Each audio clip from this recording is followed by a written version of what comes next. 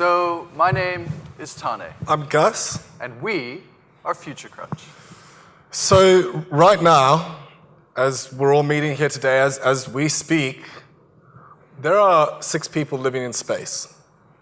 And a few weeks ago, the mayor of Los Angeles took this video of their resupply ship taking off from a spaceport near Hollywood.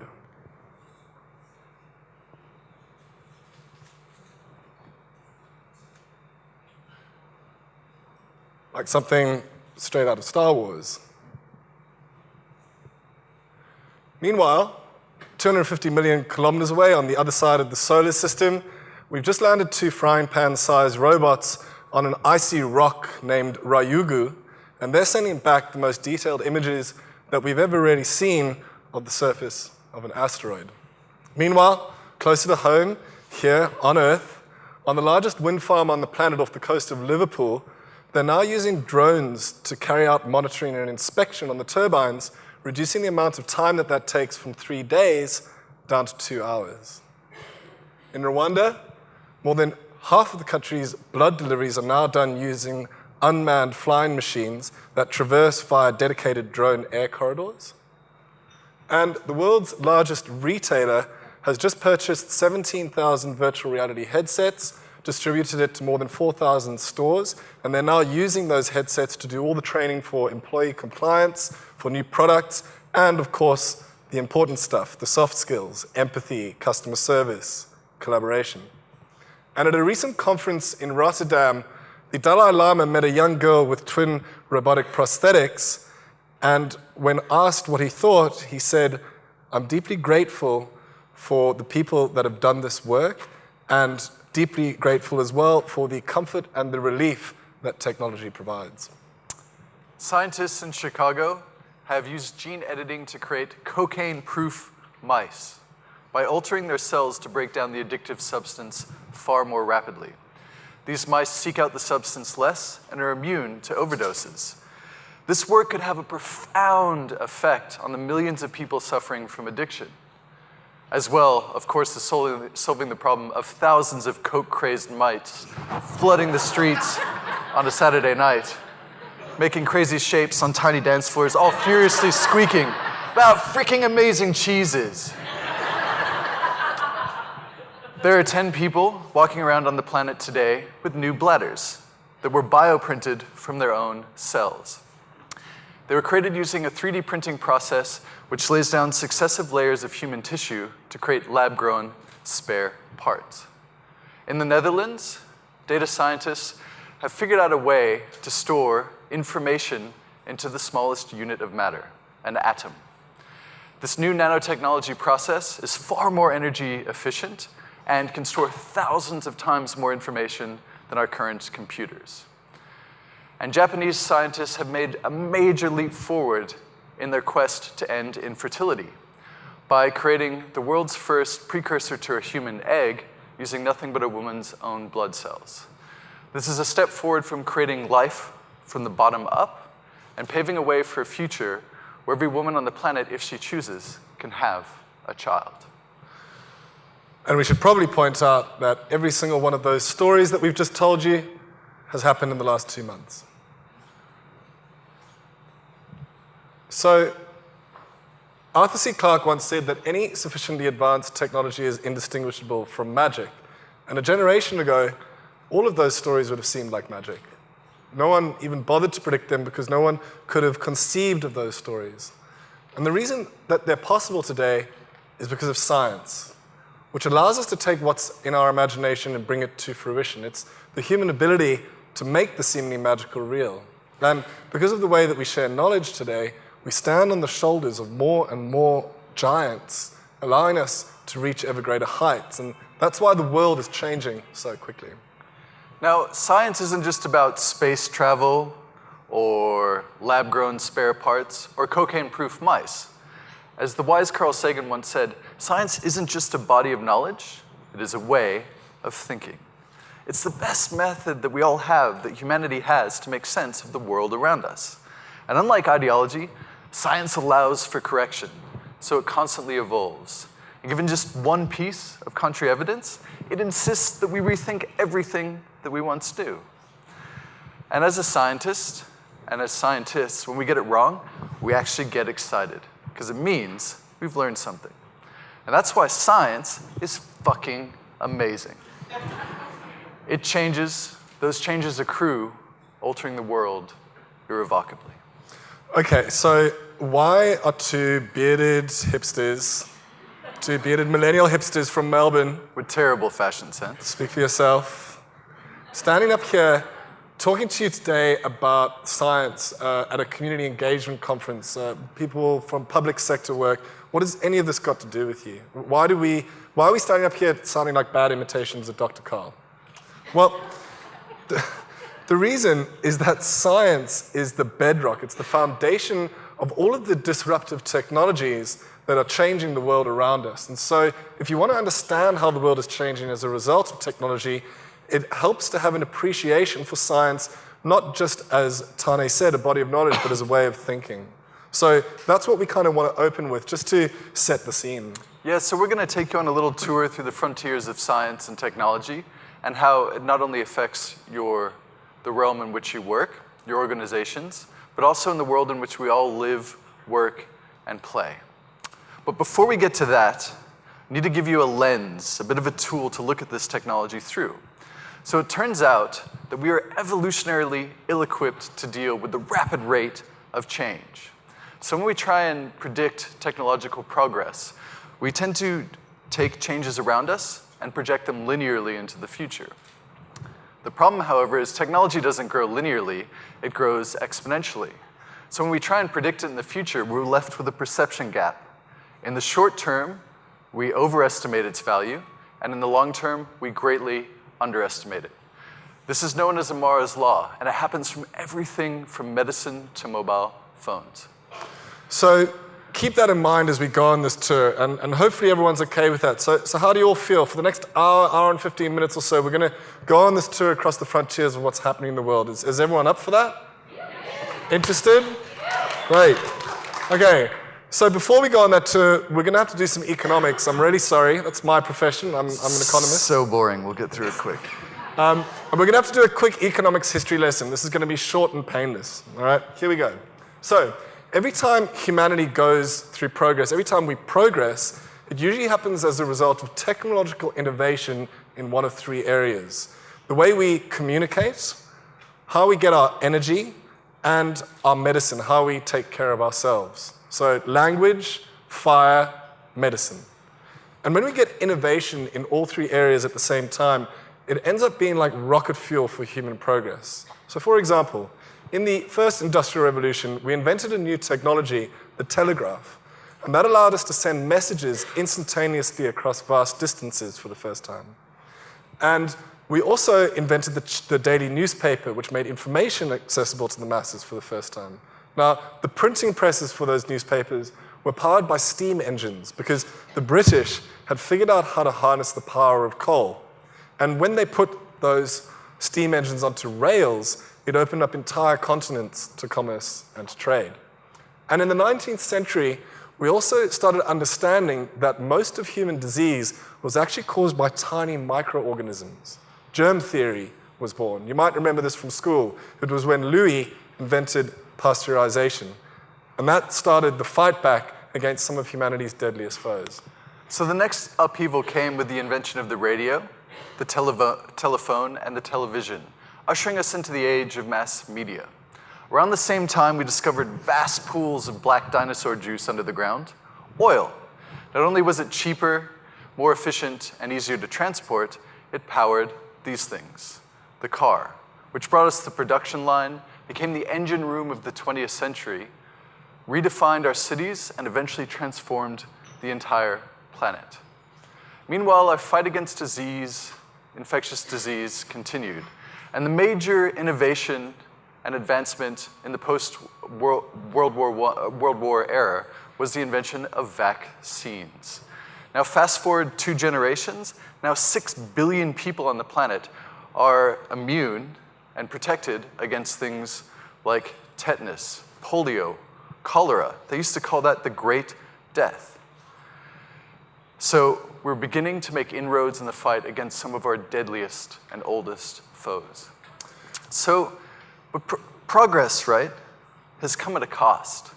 Industrial progress has become unfair, unequal, and it's damaging our environment. It's no longer a source of optimism and sustainable growth. So, what do we do? Well, in the words of Buckminster Fuller, you don't change things by fighting the existing reality. To change things, if you want to change things, you build a new model, which makes the old model obsolete. And that new model is emerging into full view. There's a new economic and industrial revolution going on. And you know how we know it's a revolution? Well, none of it is being taught in our schools. Okay, so to show you the shape of this revolution, we're going to need to go back, all the way back into the dusty, distant, forgotten footnotes of history. Come with us, please, all the way back to the year 1995. Yep, that's us. That was us. Nice braces, Gus. Thanks, Tony. And I would like to point out, zoom in on that? That's a marijuana necklace. It is actually a glow-in-the-dark marijuana necklace. He certainly was a catch, yeah? So, I mean, let's be honest, when I was 12, girls didn't really speak to me. I couldn't really speak to girls, but I'm guessing it was the same for you, right? I mean, are those braids? Braids were in vogue in 1995, and the pickup line of Tane is the god of the forest was really working out for me. Yeah, so it looks like it was really working out for you. No, let's be honest. In 1995, we weren't very popular. No. And no girls would ever talk to us. But then on opposite sides of the planet, Las Cruces, New Mexico, Johannesburg, South Africa, at almost the exact same time, this happened.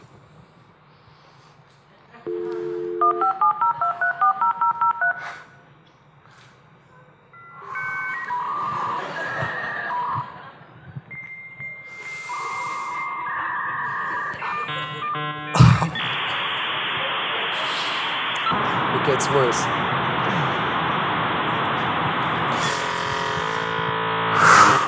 Still gives me shudders. Anyone here remember that beautiful noise? That beautiful noise. For anyone who's a bit younger, that's how the internet used to sound. Just in case you're wondering. For me, though, at the age of 12, that really was a beautiful noise. You see, 1995 was a really big year for me because I turned 12 years old, I got my first internet connection, and I got my first girlfriend. Thank you. Yeah. That's right. You should ask him, what was her name? Her name was Sweet Cheeks 13. And I met her on the internet because the internet was the only place that girls really spoke to me when I was 12 years old. Now, I thought I had done really well to find Sweet Cheeks 13 because there were 16 million people online in 1995. So for me, it felt like I'd found a beautiful needle in a digital haystack. If you fast forward to today, 2018, there are now 5.5 billion people on the planet over the age of 14. How many of them have phones? 5 billion. And 3 billion have smartphones. What that means is that more than 4 billion people, more than half of humanity, is now connected to the internet, connected to the greatest information resource our species has ever known. That is the most extraordinary technological uptake in human history. Never before have so many of us adopted a tool, the smartphone, so quickly and at such scale. And as we all furiously connect and tweet and stream and download, we're creating trillions of terabytes of data. Not only do data flows allow for the better movements of goods, services, finance, and people, they have value in their own right.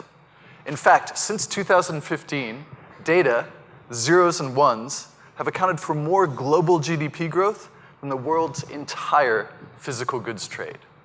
Data is the new oil. That is not just some Silicon Valley soundbite, it is an economic reality. And unlike oil, a centralized, expensive, a hoardable resource, data is a lot cheaper and a lot more accessible. And it's really ushering us into a new form of digital globalization, one that's providing the opportunity for hundreds of countries, for millions of small businesses, organizations, and startups, and to billions of our fellow human beings who have never been able to participate in the global economy before. Okay, so why is data so disruptive? Why do we hear about it all the time? Big data, digital disruption, blah, blah, blah, blah, blah. Why do people talk about it so much? Well, to answer that question, I'd like you all to take a deep breath. We're going to introduce you to the most dangerous and the most powerful people on the planet. Everyone ready? It's not those guys. The oil barons, fortunately, have had their time in the sun. It's not those guys. The bankers, investment bankers, the wolves of Wall Street took heaps of cocaine, all the quaaludes, and eventually deceived millions of people and drove the global economy to its knees. I mean, our lot is stuck in a royal commission. No, the most dangerous and the most powerful people on the planet in the year 2018, anyone? Christian might know this one from Arnatech. Melanie does. That's right, it's the geeks. You see, the geeks are operating on totally different assumptions to the rest of us. Because while the rest of us are operating in the old economy, the geeks have moved on. They are operating and working with code. And in the language of economics, my profession, code has a very special set of properties that sets it apart from anything that's ever come before.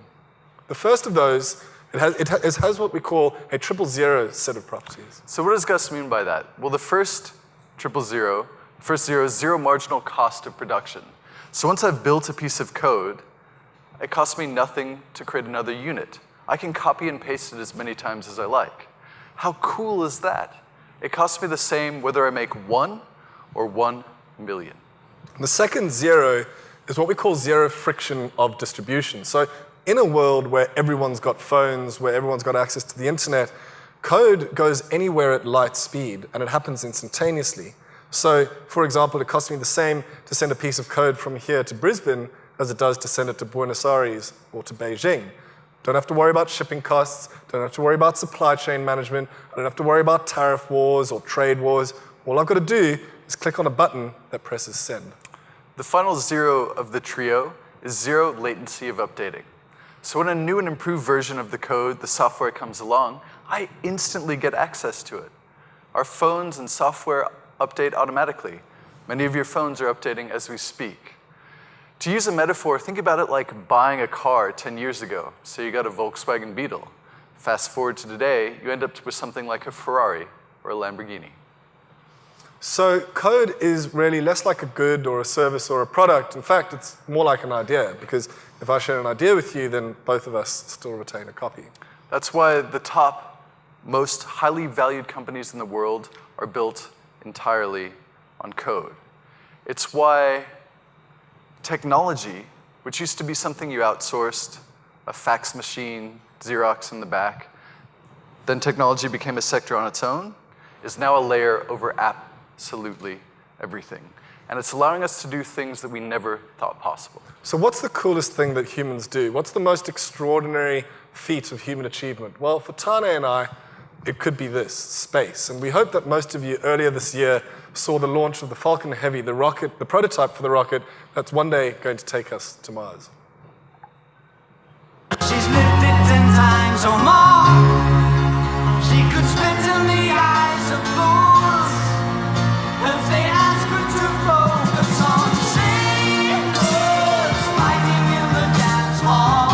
Oh man, look at those cavemen go.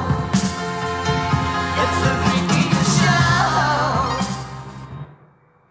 So launches like this and hundreds before it traditionally cost hundreds of millions of dollars. Yet the fuel to get us up into space is only a few $100,000. Why is it so expensive to get us into the stratosphere? Well, the rockets and the boosters usually only went one way. We would throw away the hardware. Imagine if the airline industry worked like that. Yet the space industry has worked like that since its inception. Well, until now.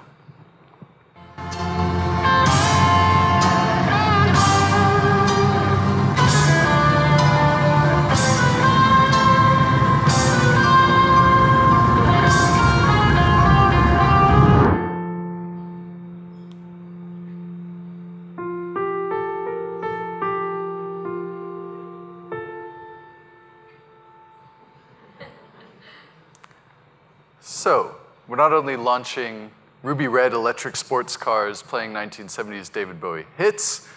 On the way to Mars with Starman, we are re-landing the rocket boosters. Now, no human being could have done that.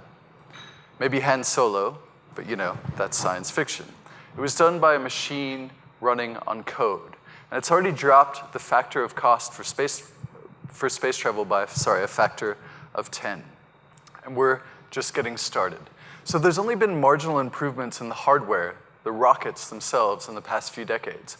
What's changed is the software.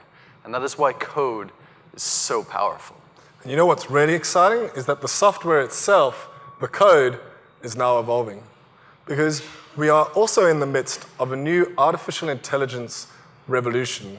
We're teaching our machines now to learn dynamically from their environment. We're teaching them to see, to listen. We're teaching them to read. We're teaching them to hear. We're teaching them to recognize multiple different objects. And most importantly, we're teaching our machines to analyze and predict in ways that we once thought were completely impossible. Now in medicine and cancer research, my field, it's a godsend. So Stanford University 2 years ago made an image recognition app which is better than dermatologists at detecting whether you have skin cancer or not. The current best algorithm in the world is in South Australia. Unfortunately, thanks to the large amounts of skin cancer that we have in this country. But it could be early detection is the best fight against this devastating disease. We're using intelligent code to look at the brain scans of 6-month-olds to determine whether they're likely to have autism. By contrast, human clinicians have to wait till the kids turn 2. We're using similar algorithms in our hospitals to diagnose Alzheimer's up to 9 years before doctors can, and even begin to spot invisible tumors in X-rays.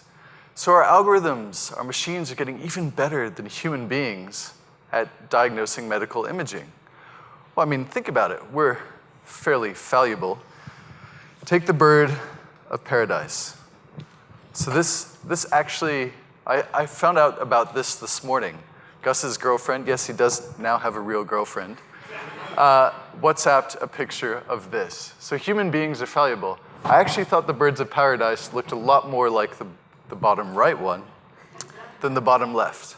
So we're incredibly fallible as human beings with our image. Anyone else resonate with that particular picture? Yeah, that's right. Oh, wow, there's a lot of, okay, well, you should be employed in hospitals to look at images then.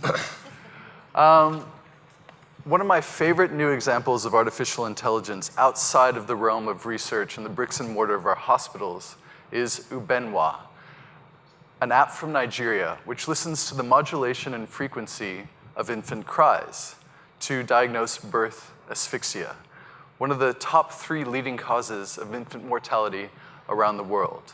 And early detection and intervention is the key to saving these children. This is an app that just does just that. Now, anyone here got young children, small kids? Do you enjoy reading bedtime stories to them? So what happens if you could get an algorithm that could read the bedtime story with you and it could recognize where you were and it could play sound effects to kind of make that story a little bit more magical? That's exactly what these people thought. Novel Effect. This is an app that you can download and we'll show you. This is one of those ones that's better to show than to tell. Wife, it was a cold, dark night as the campers retired. The moon glowed. A wolf howled. There was crackling from the fire. The bushes rustled, making a sound. Thump, thump, thump. They hear footsteps on the ground. There was a flash of lightning, a crack of thunder. A shadowy figure was approaching their sleigh.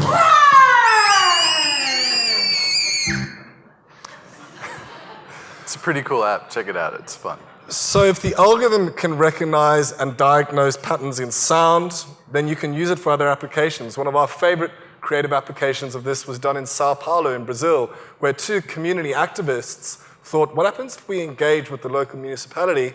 They figured out a way to teach an algorithm to recognize the sound of water leaks in pipes. Big problem there. And what they did is they then walked around the entire municipality in Sao Paulo, armed only with a smartphone, and they were able to figure out all of the water leaks in that municipality's area. That reduced the amount of time that usually took from about 40 days down to 4 hours. In Malaysia and Uganda, we have activists and environmentalists who are using those algorithms to try and track poachers. So they're combining with rangers and, again, using community engagement to teach the algorithms to figure out where the poachers are likely to strike next. And those algorithms have been able to reduce poaching by about 60% in national parks in those countries. In India, the monsoons, of course, are a major problem. Every year, they wash away tens of thousands of homes and people lose their lives. But now we have algorithms that are able to look at all the past data and they're able to predict when those monsoons are likely to strike. And then those algorithms send out thousands of alerts to people on their phones.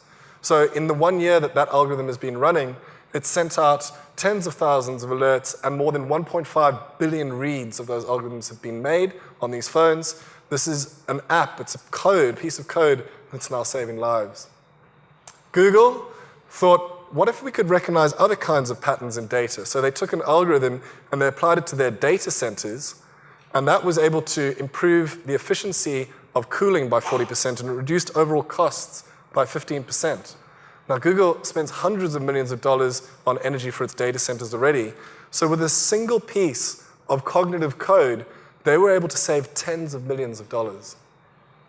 At JP Morgan, they taught an algorithm to comb through commercial loan agreements and then pick out the mistakes and then be able to send that straight to lawyers. So what it means now is that the lawyers, instead of having to go through all the documents, just go through the documents with mistakes.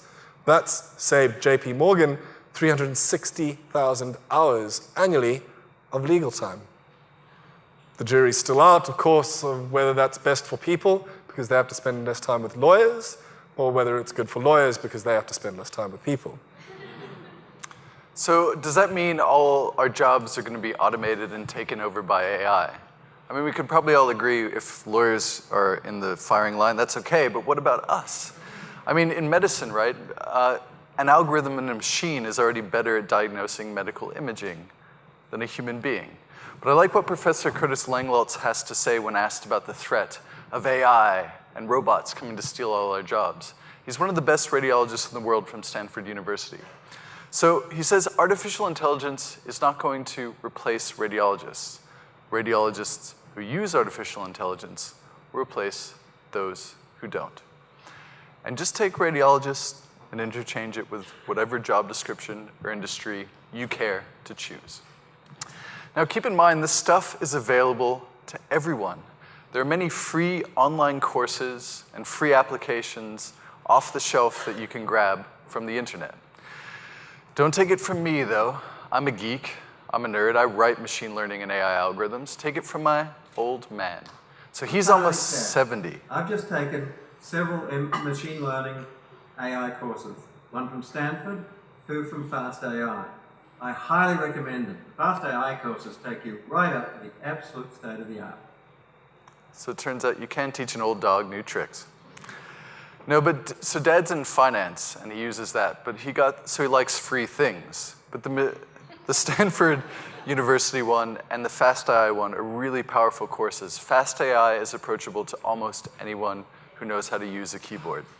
Now, again, one of our favorite examples of a single human being going out there and getting involved is Joshua Browder. So he created the world's first robot lawyer, which has currently overturned over 500,000 parking tickets. That's using technology for good. It saved the car-driving citizens of the UK and the US over $7 million. And then that's pretty cool. So he repurposed the algorithm to help out a number of different things: divorce settlements, bureaucratic nightmares, but also helping asylum seekers to fill out applications to increase their chance to gain asylum, legal entry into countries. I mean, this is the power of this type of technology. So Maiko Kiko, this was an accountant, 21-year-old when he started in Japan. Now his parents are cucumber farmers, and his mother spends 13 hours, back-breaking hours a day, sorting cucumbers for the supermarket.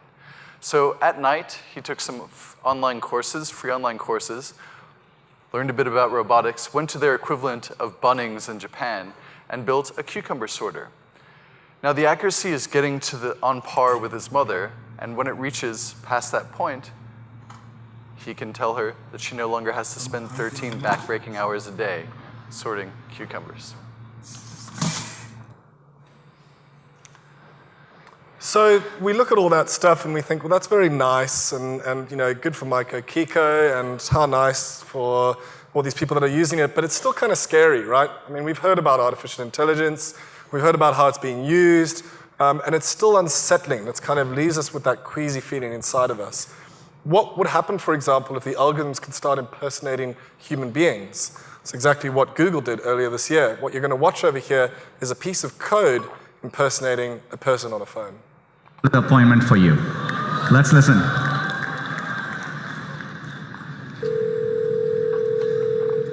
how can I help you? Hi, I'm calling to book a women's haircut for a client. I'm looking for something on May 3rd. Sure, give me 1 second. Sure, what time are you looking for around? At 12 p.m. We do not have a 12 p.m. available. The closest we have to that is a 1:15. Do you have anything between 10 a.m. and 12 p.m.? Depending on what service she would like. What service is she looking for? Just a woman's haircut for now. Okay, we have at 10 o'clock. 10 a.m. is fine.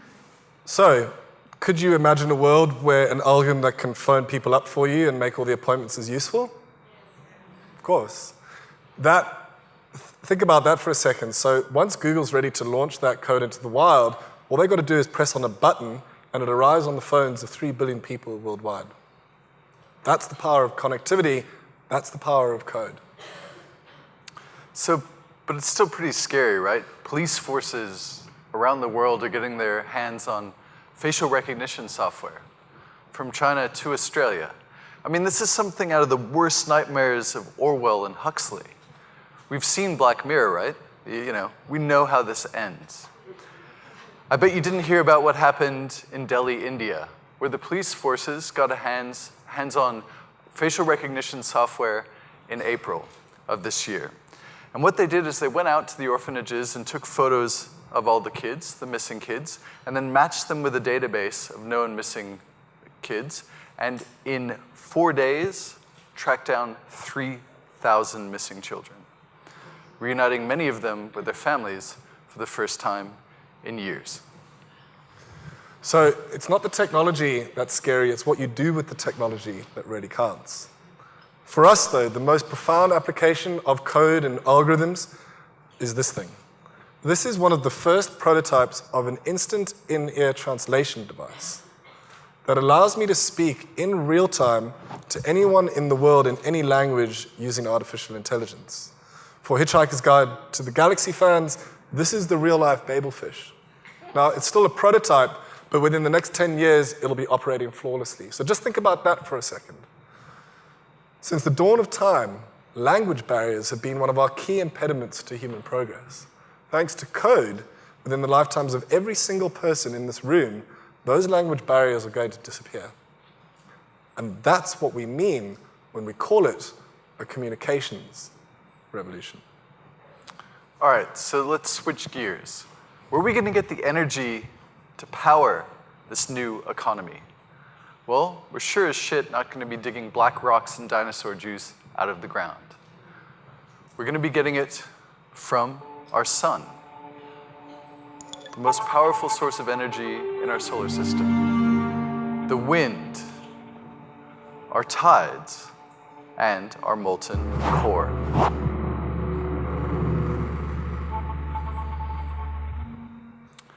Now, of course, while our screens and newspapers are filled daily with the trouser thrusting of preening politicians, there is a quiet revolution going on in the background, and it's not being driven by politics or altruism or environmentalism. It's being driven by the bloodless logic of the marketplace. So investments worldwide in renewables now outstrip that of fossil fuels. Today, we spend twice the amount on clean energy than we do on dirty energy. The head of Bloomberg Energy Finance, Michael Liebrich, says there are two major milestones in our path to a clean energy future. The first is when producing electricity from solar and wind is cheaper than that of gas and coal. Well, we're already well past that point. The second is when it's actually cheaper to build entirely new solar and wind farms than it is to continue to run gas and coal plants. And in many countries in the world, that is a reality. This stuff is really starting to bite. In the UK, the birthplace of the first industrial revolution, so far this year, they've gone over 44 cumulative days of not burning any coal. This is the country that first learned to harness that power. And electricity use from coal dropped to 1.3% of total electricity this last summer. And as a result of these changes, carbon emissions in the country have dropped to the lowest point since 1890. Power plants like that, they're long gone. They've been replaced by, well, let's be honest, penthouses for Russian oligarchs. But down the Thames, a few kilometers, the iconic Blackfriars Bridge is covered in super sexy solar panels. Now, across the pond in their newly to be divorced neighbors, Europe, we're seeing an extraordinary symphony of coal plants winking out across the continent. You can see all of these white dots over there are all coal plants that have closed in the last decade. And you can see that there's no new purple dots anymore. There are no new coal plants being planned. In fact, there are 10 European countries now that have committed to going coal-free by the year 2030. And in 2017, the largest source of electricity in Europe became wind. Europe has some of the biggest offshore wind farms on the planet because that's where the winds are stronger and they blow more continuously. Did you know that India, a country of 1.3 billion people, installed more solar than the US and Europe combined last year? And now they are the second largest implementers of solar energy on the planet. And they've committed to the next 7 years to build more solar than any other country. And the politicians there get it. Piyush Goyal has publicly stated that coal is too expensive and too risky, and they want to stop imports as soon as possible. Now, did you know that Saudi Arabia, the world's largest exporter and producer of oil in the world, has announced a solar plant so big it's going to power the entire country by the year 2030. These countries see the writing on the wall. Now, here in Australia, the headlines don't look so good, but once again, on the ground, there's a revolution going on. So Australia has the highest density, the highest per capita usage of solar on rooftops anywhere in the world. That's a revolution that's been led by communities, because while the politicians were dithering, communities got on with it and started taking matters into their own hands. They were able to keep the industry alive during some of the lean years, and now we're seeing the industry revive again, and it's going hell for leather. In the last 2 years, Australia has commissioned so many new renewable energy projects that even if we didn't implement any new energy projects between now and 2025, based on what we've got in the pipeline, we're going to get to 50% clean electricity by midway through the next decade. Of course, in the United States, we've all heard about how Voldemort is planning on pulling the United States out of the Paris Agreement. But what you probably haven't heard is that as a result, all 50 US states are going hell for leather on the clean energy transition too. California has just announced the most ambitious climate change targets of anywhere in the world. They're planning on getting all of their electricity from clean sources by 2040, and by 2045, they're planning on getting to a fully zero carbon economy. The ripple effects of that are going to be being felt across the world because it's the 5th largest economy on the planet. Now, in the United States, coal is also dying. Revenues are down 10% this year. In the first 3 months of this year, the United States closed more coal plants than during the entire first 4 years of the Obama administration. It turns out that he who shall not be named truly is making America great again. So climate change might be an issue between the red and the blue states, but clean energy is not, for one simple reason: jobs. For example, one of the most conservative states in that country, Texas, now gets more electricity from wind than it does from coal. The second fastest growing job in the United States is wind farm technician. Number 1, solar panel technician. So solar and wind are growing at 12 times the pace of the rest of the economy. And in China, they're making all of that look like child's play. For every dollar the United States invested into clean energy last year, China invested $3.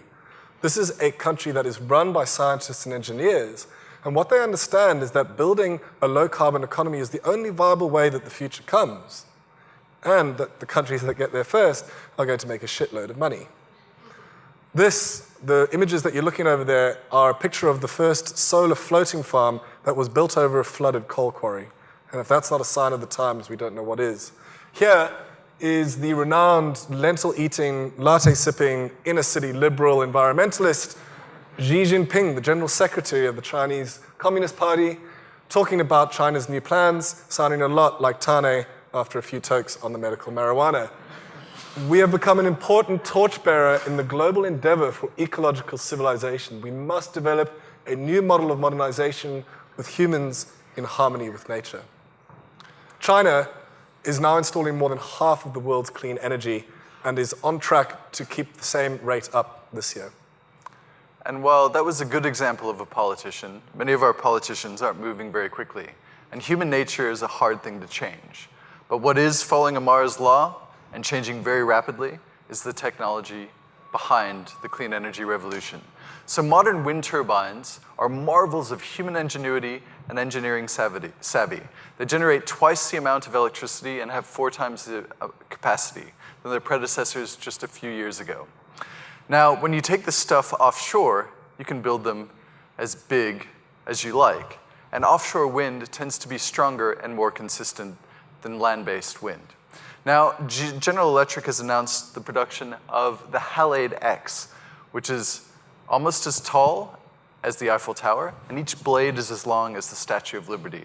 And one of them powers 16,000 homes.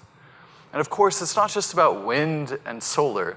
In the deserts of Nevada, Mongolia, and Spain, gigafactories are popping up, churning out the next generation of batteries to provide the missing link for wide-scale grid integration.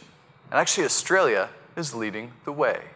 The Tesla power bank in SA is the largest in the world. And despite the rhetoric in the media and politics, it's already saved the taxpaying citizens of that state millions of dollars. And it's providing the vital test data for the next wave of the energy revolution. So I like to think about batteries in this way. Batteries are to the electricity grid as bacon is to brunch. Just makes things better. Of course, the next wave of the revolution isn't just about batteries, it's about embedding artificial intelligence into the electricity grids, making them smarter and more flexible. It's about using new technologies like blockchain to manage distribution better so that you can match up suppliers and producers. It's about new super efficient industrial processes. It's about the electrification of air and sea transport. We're talking about vertical farming, precision agriculture, the invention of new zero-carbon building materials, and new materials for use in clean energy like perovskite and graphene. Perovskite, of course, again, invented here in Australia. And thanks to a family team in Perth that's commercialized solar into clear glass. Now just stop and think about that for a second. Imagine an area like the Gold Coast, where every high-rise window, every car windshield, all of our smartphone screens are their own energy-producing cells, and you begin to realize a future in which cities can be their own energy-producing power plants. Okay, so what happens when that energy revolution then arrives in the transportation sector? Well, things change quick again. So a decade ago, this was one of the most popular documentaries on rotation. It told the story of how the evil industrialists had managed to squash electric cars for an entire generation. Today, in the year 2018, there are now 4 million electric cars on the roads globally.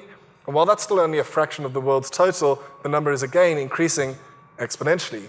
The first million took 60 months. The second million took 17 months. The next million took 10 months to arrive. The most recent million took 6. And they're saying we're going to get to 5 million electric vehicles by early next year. This is a picture of a street in Norway where more than 50% of new vehicle sales are now electric vehicles. And what you can see is that all of those vehicles are plugged in and charging while they're being parked. Now, electric vehicles aren't just cleaner, they're also just better. This, for example, is a video of a drag race between a family SUV, a 7-seater vehicle, against one of the most iconic sports cars in the world, the Lamborghini Aventador. Let's see what happens.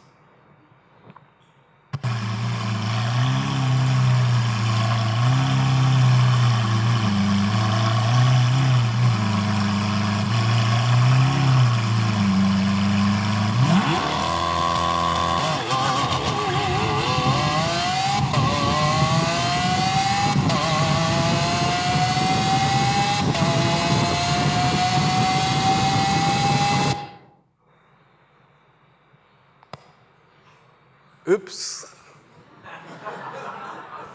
So governments are beginning to prepare for an electric vehicle future. For example, a roll of petrol and diesel bans have come out across Europe. Norway, Germany, Netherlands, France, UK, Scotland, and Denmark 2 weeks ago. But they're environmentalists, right? They're latte-sipping lefties. Europeans. Did you know that India, country of 1.3 billion people, announced a complete petrol and diesel ban for cars in 2030? And China, the largest car market in the world, accounting for 40% of all new car sales, has announced a ban by 2040. And all the big players are piling in.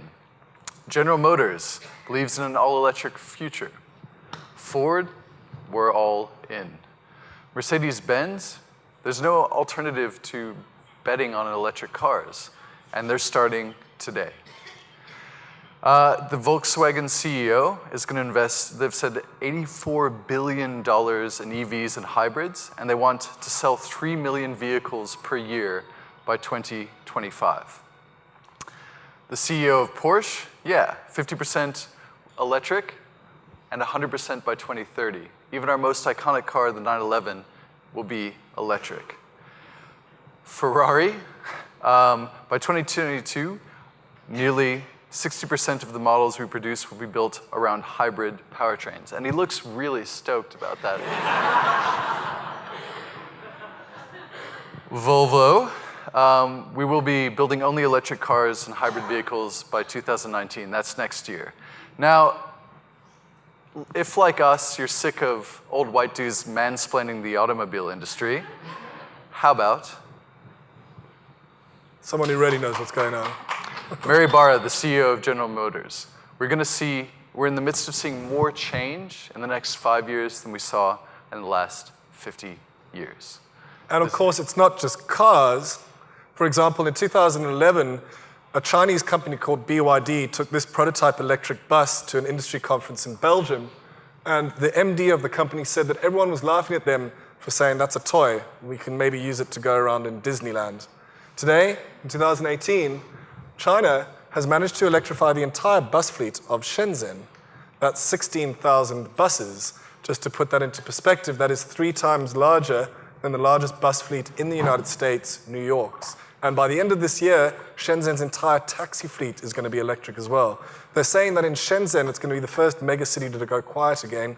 You can hear the birds tweeting overhead, and you can hear people speaking in the streets. And of course, it's not about all of our cars and buses and trams and trains being electric. They're going to be autonomous, driven around by cognitive and intelligent code. And this is not hype. Cognitive code, autonomous vehicles have already driven more than 60 million kilometers on the roads around the world.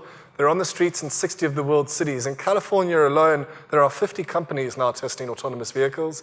And the world's leading autonomous vehicle company, Waymo, is testing more than 10 million kilometers a day in virtual environments. They're throwing every conceivable situation that they can at these cars to make sure that when they're released into the wild, they're perfectly safe. And already, despite what you might hear, driverless cars are 10 times safer than human beings behind the wheel. And in the next economy, it's not just that they're all going to be autonomous, it's also because they're electric, it means that they need lower maintenance costs, it means they can do more work, they have longer lifetimes, and because they can operate for 24 hours a day, you need fewer vehicles to do the same amount of work. So let's just take a minute to think about what all this means. Say a major reduction in the 1.2 million people killed by cars each year. Say goodbye to a sizable chunk of the 14% of global carbon emissions that come from the transport industry. Cheaper, easier access for the elderly, people with disability. our society's most vulnerable. It means more lanes on the highway, more parking spaces, less traffic jams, and less pollution, and eventually an entirely different kind of city. Okay, so that is energy. Now, the final piece of the puzzle. What happens when we talk about what matters most? Healthcare, medicine. Well, there's a revolution going on there too. And we're moving from a science of treating disease to a science now of promoting health. And it's a revolution that's far more exciting, interconnected, and complex than we ever thought was possible before. Now, for us, the rocket fuel was really poured on with the sequencing of the first human genome, done in 2003. And at first, it cost $3.5 billion and took 13 years to complete. Today, I crunch human genetic data every day in my job in cancer research. And this is an Illumina gene chip we use in the lab. So I could fit 5 people's blueprint that makes us from the atomic level up on this chip, sequence it in less than a day, and it costs around $1,000. That's the exponential Amara's law in practice.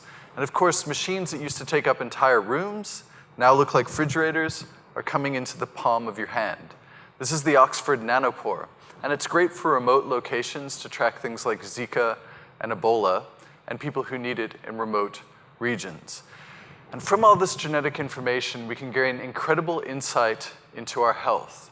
What nutrition is best for us, what exercise, anaerobic, aerobic, how long you're likely to live, and what diseases you're predisposed to, so we can get intervention early. We're really moving into the world of precision medicine. Lab, do you want to talk about what you do there? Or Oh, shall we okay. run? Well, so at the Cancer Research Lab, I write AI and machine learning code that reads DNA to figure out what genetic changes cause a particular cancer. And from that information, we can catch it early. We can monitor why it becomes resistant as it evolves in different patients. And we can also develop new targeted drugs that are patient and cancer specific. So this code, cognitive code, has given us an incredible new weapon against this devastating disease. So if that's the big revolution of the last decade, the ability to read the human genome and then obviously be able to create treatments, which is what Tane is talking about, then the big revolution of this decade is the ability to actually cut and paste our own DNA. This is thanks to the invention of a new technology called CRISPR-Cas9 by 2 biologists, Jennifer Doudna and Emmanuel Charpentier in 2012. And what this is it's a technology that allows us to literally cut and paste DNA. And the way to think about it is that in the last decade, we figured out how to read the human genome. So it's like a Word document, a read-only Word document. Now, we have the ability to do the control, find, and replace function in that Word document. We can edit it. You can search out any gene and delete it, or you can replace it with another sequence of genes. And as a result, the stuff we're starting to do now is incredible. So at Cold Spring Harbor, where they discovered DNA in the first place in the 50s, they've been able to edit the DNA of butterflies and been able to gain complete control over the shape of their wings, their coloring, and their patterning. We're editing the DNA of mosquitoes, turning them into gene drive distributors. When released into the wild, they become their own vaccines. And that's now being employed in places like Burkina Faso to help against the world's deadliest infectious disease, malaria. In Germany, they were able to use gene editing to reprogram the cells of a young Syrian refugee and grow 80% of his skin because he was suffering from a degenerative skin disease, and then replace his skin, the first operation of its kind. We are using cells, we've made human cells impervious to AIDS in Japan, and we're also reprogramming cells to attack other cancer cells. So these are cancer cells you can see here, and the ones in green have been reprogrammed to actually seek out and destroy the cancer cells in red. So we're reprogramming bacteria, which we can ingest into our bodies to deal with a variety of different immune and digestive diseases. We're using nano gold particles in dogs to actively seek out and cure MDS, myelodysplasic syndrome. And we're using human trials in sickle cell anemia and lung cancer in China. And we're even editing human embryos. So Japan, the UK, Canada, and China, and the US it's all legal to edit human DNA at the stage of conception. Now this freaks many people out, scientists and the general public, because making changes to egg, sperm, and embryo have long-lasting effects for future generations. But they've already cured fatal liver, heart disease, and cognitive issues. So let me ask you this. If you knew your unborn child had one of the 7,000 single mutations that cause devastating diseases in your child, and you could do something about it, what would you do? I would certainly do something about it, and I don't think it's going to change what it means to be human. It's going to be more like a vaccine, a method to eradicate disease and improve the quality and longevity of life. What is going to change what it means to be human, however, and this is the final part, is the incredible stuff that's going on in brain research, because we're starting to understand the human brain, the most complex organism that we know of in the universe. We have new medical imaging technologies. We're able to now get a digital image of the brain. It's called the connectome. So what they're able to do is they're able to take all of the 85 billion neurons and the trillions of connections between them, and they're able to start now creating a digital map. Now that digital map is still in its early stages, but what you're looking at on the screen over here is the most complex scan of a human brain ever made in Wales. And you can see over here that all those colors are the different neurons connecting, and then you can also see that there's the white matter that connects the brain's different parts together. And as we start gaining a better understanding of how the brain actually looks and how it works, we're able to start treating disease in new ways. Generally, people are connected in the same way, but it's subtle differences in the shapes of the tracks that does seem to be highly reproducible. If we scan 300 people and then scan one of those people just one more time, you can easily identify them out of that 300 people. Essentially, any neurological or psychiatric disease that you can think of, they're all symptoms of malfunction of the brain. And we know that function of the brain relies on information transfer from one region to another. We can say things such as, there's something different with the integrity of the white matter. Potentially, if you can name a neurological or psychiatric disease, the information that we get from this scanner is going to be a boom and give us major new insights. And if we could bring the cost of the technology down, you could go in for your connectome scan and have the personalized treatment tailored to your specific connectomic deficit. And of course, as we begin to reverse engineer the human brain and put it into digital format, data, the zeros and ones, we're able now to communicate with our machines. It's called computer or machine-to-brain interfacing, and this stuff's amazing. So this is Jen Shermer, who was the first person to have a direct connection between her brain and a robotic arm, and she ate chocolate for the first time. This is Johnny, what's his last name? Mathana, Johnny Mathana. I keep wanting to say Johnny Mnemonic. So he has a robotic arm that's only using the power of his brain. So instead of being connected inside of the brain, it's using Bluetooth sensors around the cuff and using only brain waves and brain signals turning into machine code to move his hand with great dexterity. And it was also, majority of it was 3D printed as well.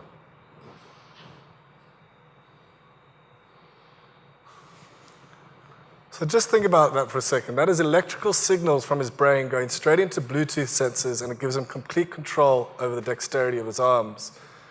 That's the future that we're going into, and think about what that means for people with disability. And it's important to remember we're just getting started. And when you begin to think about using this technology in incredibly creative ways, well, the possibilities are endless. Last month, I went to this speedway in Brazil, and I had this opportunity to drive a race car using my mind. The car, it doesn't have pedals, it doesn't have a steering wheel, it doesn't have anything. It's just him and his mind driving it forward. It blew my mind. It was very challenging to really concentrate and to feel that I was controlling the car. The team leader came to me and asked me, "Are you okay, Rodrigo? Can we start?" Suddenly it was me, the car, and the track. I gave the first command, which was to accelerate, and the car started running. It was unbelievable. It was responsible for me to have this opportunity. So I grew up loving Star Wars, so the idea of just moving an object with my mind is already the stuff of science fiction and the stuff of fantasy. That alone is cool.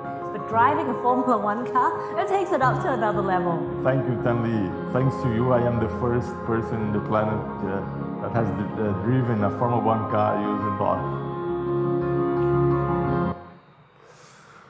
Okay, so let's wrap this up. We know it's been a long session and there's been a lot of information. We're going to see if we can try bring that all together and give you some takeaways and some things to take home. So we came here this morning because we wanted to tell you about the emergence of a new kind of economy, an economy based on new forms of communication, new forms of energy, and new ways of treating ourselves, new forms of health. Now that you know what this economy looks like, hopefully you're going to see its green shoots everywhere around you as you look. And once you've got your filters right, once you can see it, would like to ask you to please come and join the revolution. We're going to need to pull this off as a human species. We're going to need everyone.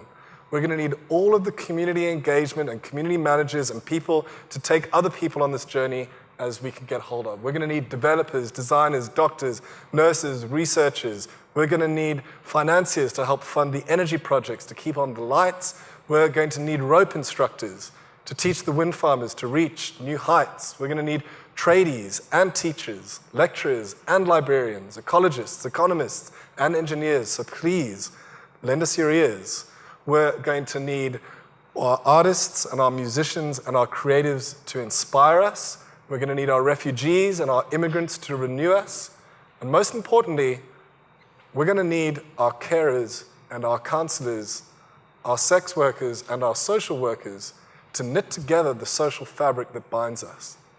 People that can see beyond the transactional and make way for the transformational. So what does that mean for you?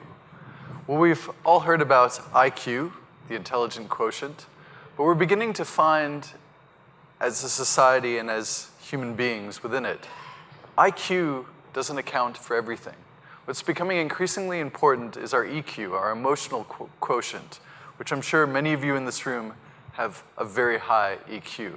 It's the ability to empathize, to communicate, to have compassion with your fellow human beings, to communicate a vision and a better way to do things, a better future. But there's a new field of study which is important to everyone, and it's called AQ. It's the adaptability quotient, your ability to thrive and excel and adapt in a rapidly changing world. So what does this look like? Well, the first thing you need to do is see it. Identify the change that's happening around you. Then you need to own it. Own what it means for you as an individual, but also for your organization and the people that you wish to help. And then solve it. Identify a plan, some milestones, a way to approach the problem and identify the opportunities that lay before you. And then you need to just go out there and do it. And that's where most people get stuck. So stay engaged with this material. Keep on the cusp. You know, you have the greatest information resource humanity has ever known at your fingertips. And the rate of change is never going to be slower than it is today. And I'm afraid if you don't like change, you like irrelevance even less. So where do you start? How do you get hold of that information? Well, you go onto the internet. And we understand that the internet is a dangerous and dark and scary place full of ghouls and ghosts and Trumps and trolls. So if you're looking for places to start, we'd like to encourage you to subscribe to our newsletter. What you need to do is Google Future Crunch. You can go to our website. The newsletter is free, and I'm sure many of you like free stuff too, just like Tane's dad. And the newsletter comes out every 2 weeks. We fill it full of good stories about science and technology. We also pack it full of great news stories from around the world about how human progress is happening, the stuff that you don't see in the mainstream media. And we also have a whole lot of people that subscribe and give us money because they like the newsletter. If you want to give us money for the newsletter, that's fine. We'll take it. We'll definitely take it. But then we'll give it all away. And so what we do with that newsletter, any money that we get from it, we take that money, we give it to science and technology charities around the world. And we funded, for example, the Traveling Telescope in Kenya that takes telescopes around to young school children and gives them a view of the stars and the moons and the planets for the first time.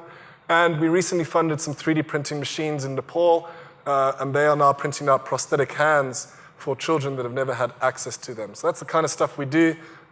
We will give your money away better than you can.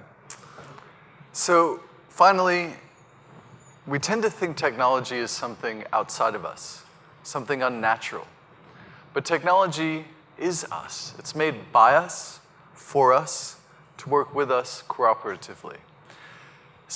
Technology is to humans as nests are to birds, as dams are to beavers. I mean, we're just apes that got lost taking a wrong turn between the forest and the river, and then ended up like creating the wheel, antibiotics, and nuclear weapons. But technology is the best tool we have to adapt to change and overcome our largest challenges. And that is why it has always been an intimate part of the story of human evolution.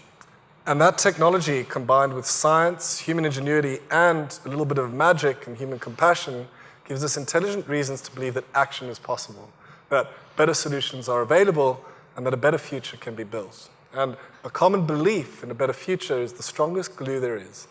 It gives us the opportunity to love and to respect one another. And that's an explosive force, not just in the community sector, but in work, in life in general.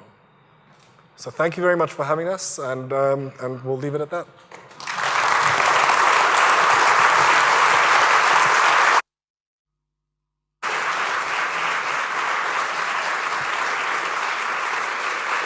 They like you.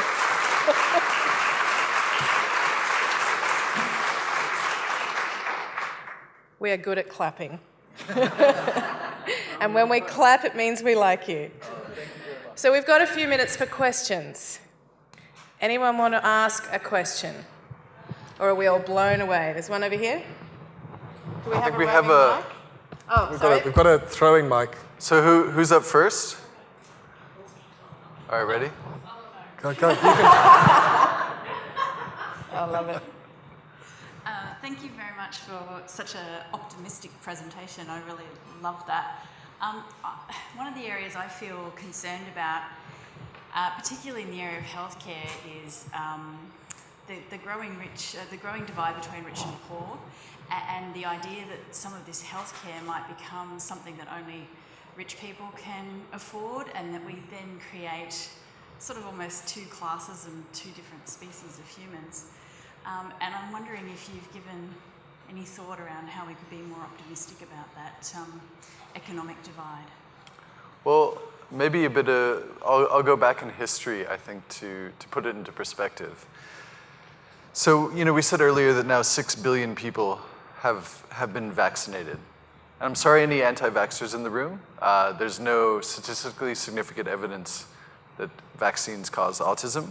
That was a study done with 12 people 10, 12 years ago and was retracted, and that guy lost his medical license. And now we have an example of 6 billion people who have been vaccinated as a great sample size, and it's saving hundreds and millions of lives. Yet since 2000, we've vaccinated 4 billion people. That's incredibly quick. And before, it happened to be just Western countries that had this technology. And so while it's unequally distributed and it takes time, I don't think it's going to create a massive divide. I don't want to say like it's a problem that everyone doesn't get the same healthcare. I'm from the United States. If I was there on the money that I have, I could barely afford insurance. So I mean, like I'm saying, it's complicated, but this technology will eventually come to the vast majority of society. And less people are dying now than at any other point in human history. Less kids. Since 1990, we've saved the lives of 122 million children, and they're mainly in developing countries. That is one of the most astonishing stories and good news stories humanity is. It's a great achievement. Yet we don't think about that. We tend to project fear into the future about this division, this dystopian society. And why that cognitive bias about fear has helped us out when the world was a lot more dangerous and a lot shittier. I think in the world today, it doesn't serve us as well as it used to. So not to say that it's not a problem, but I don't think it's going to create the massive dystopian vibe, and just as the robots and Terminators not coming, I don't think it's going to be a massive divide and dystopian in that way. There's still going to be issues, and it will be unevenly distributed, and that's just kind of the way it is. Yeah, I would answer it slightly differently, whereas I would say it's not the technology that's the problem. What we need is better governance and more advocacy. So that technology now exists, but what are the regulations in place to make sure that healthcare is provided equally? Do we have a universal healthcare system that gives equal access to all? So it then comes down to a question not of technology, but it comes down to a question of politics, advocacy, plain old-fashioned lobbying, political movements. So what's really interesting about technology is that it makes politics more important, not less important. And that's the work that all of you are engaged in. That this revolution doesn't work for everyone unless all of you are out there on the front lines advocating, pushing, being a pain, being a nuisance, and making sure that we move in that direction. So we have the opportunity to get all that healthcare to everyone, for everyone to be able to go in for their connectome scan, in the same way that you go in for your MRI scan today. But that needs to happen as a result of incredible advocacy over the next decade. And we're very grateful that all of you are out there making that noise for us. Yep. You have an incredibly important role in making that world happen. Thank you. Could we throw the mic down? There's a question over here. You can throw it. Just with the increasing technology, I guess, have you seen the movie Upgrade, the new movie Upgrade? Yeah. Yeah. So obviously that raises, I know it's a movie, but it's happening in real life, the security risks around hacking into, say, driverless cars or hacking into the things that we're using in medicine. I know there's an American high-profile politician who had to have the Bluetooth on his pacemaker shut down because of risks of people hacking it. And then the driverless cars, I guess, that raise all concerns about people or hacking. So what are your thoughts on that and this technology? I think that the media narrative around hacking is a great example of fear-mongering. It's a great story. You'll always notice that whenever they talk about hackers in the media, it's always someone wearing a hoodie. Their face is always shrouded in darkness, and then the computer screen is kind of lit up, and they're there, hacking the planet or whatever it is. It's a great media narrative because it's a trope that we understand, and it's scary. Because if we live in a world where suddenly anything could strike, it's almost like terrorism. It's unpredictable, so it's the scariest form of danger that there is. In the real world, it's more complicated. Cybercrime is a really big problem in the financial industry. We're seeing a lot of hacking, cybercrime take place. But in terms of actual dangers, medical hacking or hacking into driverless cars, the companies that make those products have an incredibly high incentive to make sure that those products are hacker-proof. So the stories that we've seen about those things being hacked are basically the early prototypes coming out, and they're the security flaws that we found.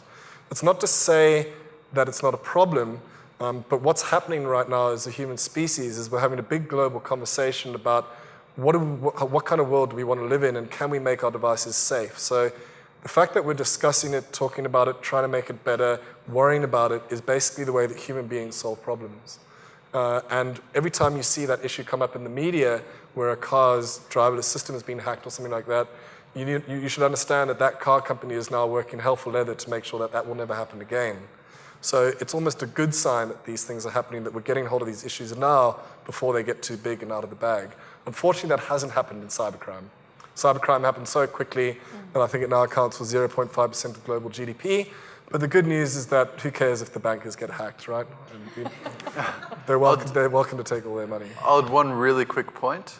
It's far more dangerous not to have a pacemaker, and it's far more dangerous to drive in a non-driverless car. Yeah, that's also true. Yeah. Like statistically, yeah. So. Can we throw the mic this way, please, to this area here? Anyone want to catch it? Yeah. Nice. Thank you. In the last hour, I've downloaded a new app, signed up to a newsletter, and I've looked up an online course in Fast AI. So wow, nice. Thank you for expanding my mind. That's impressive. We just talked. While I listened, yeah. You weren't paying attention to anything you said. Your presentation really focused on human evolution and the way that technology will change the human experience. I'm curious about how you think this significant technological change will impact nature. Great question. Thank you. I mean, for me, actually, when Gus and I first met at the Psychedelic Music Festival, Yeah, thanks for that. For me, it's the old technology that's done the damage. And while I don't want to like bag out fossil fuel because it's led to, us all sitting in a room, there's, petroleum chemicals in paint, our clothing, everything. It's led to great abundance. But it's time that we grow up and move away from that. And science is the only reason that we know about climate change. It's the only way that you can systematically do analysis on the planet, or an ecosystem, an environment, a tree, a bacteria, a frog. That's how we know the damage that we're doing. The only hope that I have is based on science. It's not based on regulation because it's actually opening our eyes up to what the damage that we're doing and our ability to create new technologies that will get us past probably our biggest challenge that we'll ever face, which is climate change. I don't want to say it's okay. It is one of the biggest risks that we've ever had to face. Let's be honest, we could all be screwed. However, I love what the great late Joanna Macy had to say, a deep ecologist. We're currently going through two things simultaneously. The great unraveling are damaging to the environment, right? Like we're destroying a large section of our ecosystem.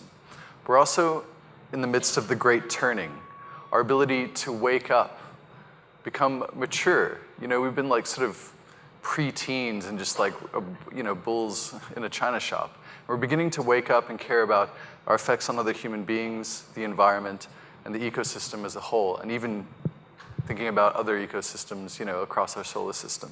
And that gives me great hope. But ask yourself this question. Do you want to be part of the story of the great unraveling and say, we're all doomed? Or do you want to be part of the solution, the great turning?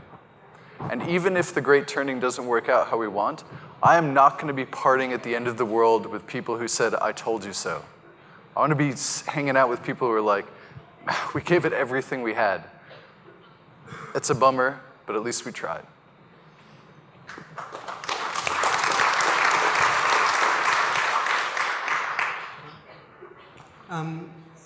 At risk of bursting this fantastic tech will save us bubble, and there is no doubt why a number of the things that are presented here are awesome and are needed and are going to help people in ways that we can't even begin to imagine.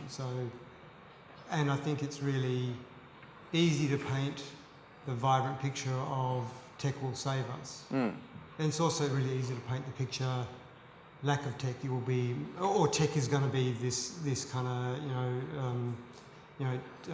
Terminator kind of future, dystopian future. Like it's really easy to do that binary stuff. Yeah. Really early on you said, one piece of contrary evidence and real scientists go, we have to rethink the whole thing. Yeah. So we have more PhDs in the world than ever before. We have this amazing abundance of research and technology. We have lifestyle diseases as the #1 cause of death globally. This is us at our peak of what we know and understand right now. We have family violence rising. We have increasing rates of obesity. We have slavery at high levels, even though it's been called human trafficking, it's still there. There are very real and significant issues that all of our genius, all of our reliance on technology, new or old, is not shifting the dial in. One of my real concerns is that in a number of the examples you're providing, it's technology making the body redundant. We can do what we like to our body, but we can print a new liver, we can print a new thing. Our intelligence, and what you're talking about, is this gap between Plato and Aristotle, and we won't kind of go back into the kind of history of it. But the reality is that our human interaction is the one thing that actually helps us understand what is real, what isn't real. And when we get apps that tell our kids, this is what a scary sound is like, and this is what isn't a scary sound is like, I've seen young kids not really able to play anymore because they've been fed what things look like and don't look like, and it's been proven, and I'm sure you guys know this, where the algorithms come embedded with the inherent prejudice and racism of the developers.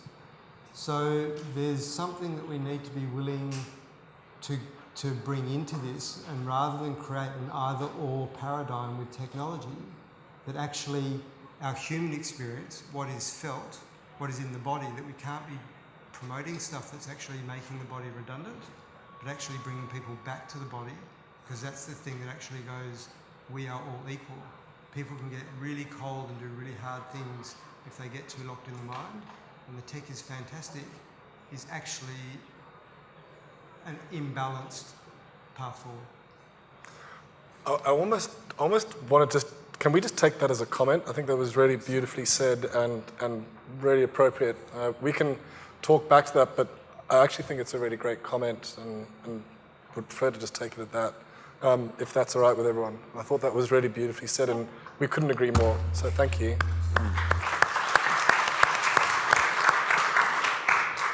Donna gets the last question because I'm being given the wrap-up from a few people in the room. Okay, it's a very quick question, and it's probably a slightly pessimistic question. With all of the saving of lives and extra people on the planet that wouldn't have otherwise been here, is there a risk that our planet can't actually cope with the medical advances that are saving our lives? Was disease sort of part of a natural selection process to keep population numbers down? What's your thoughts on that? Both chopping at the bit to answer this one. Yeah. Who's gonna? Anyone else? Rock, paper, scissors. Anyone else worried about overpopulation? Right. Why don't you take the first half and I'll have a crack at the second You half. finish off. I feel like I'm about to be put in my place. No. No. I mean, you're not the only person that's concerned. Look around you in the room.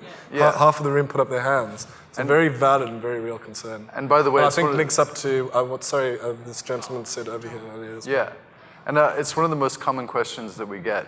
But maybe flip it. So in places like Japan, a lot of countries in Europe, they actually have a population decrease. The mortality rate is higher than birth rate.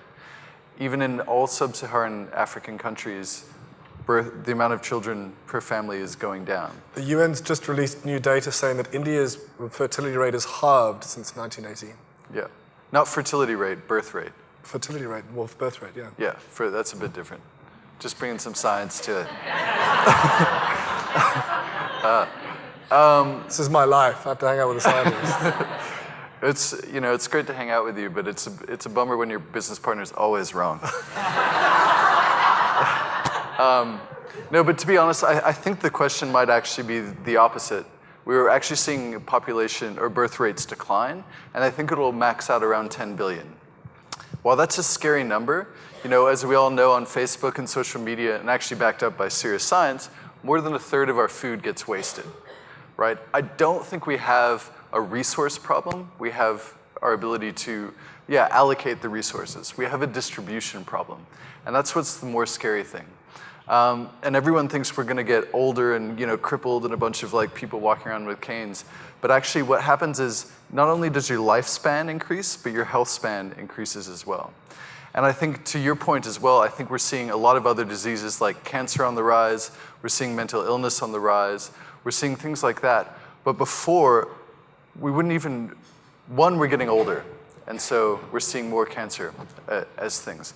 Also, our diagnostic technology is getting better. That's why we're picking up more autism. That's why cancer rates in developing countries are spiking. Well, they never had cancer doctors.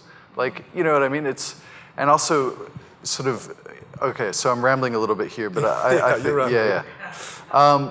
So most of the disease and everything like that is coming from a growing and more wealthy and informative population.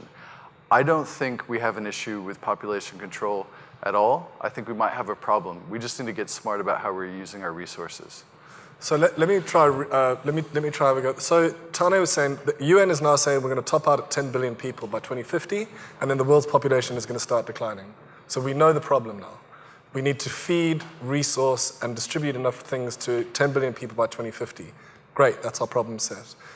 They did a huge study called Project Drawdown by Paul Hawken. He's one of the world's top environmentalists last year.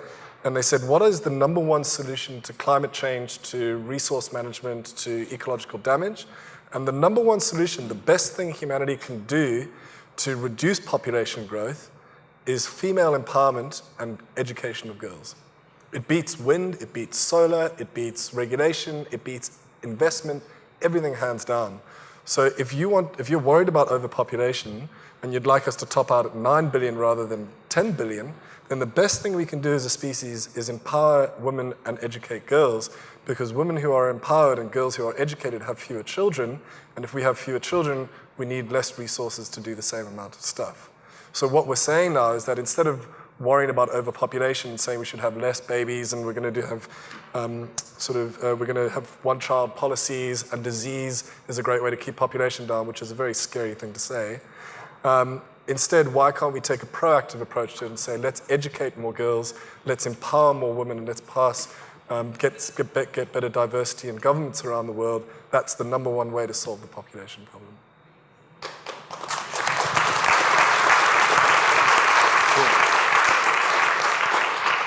So you had me within the first 5 minutes, and you really sold me with educating girls and empowering women. Thank you. Can you join me one last time to thank Gus and God of the Forest for a very fascinating presentation? Thank you.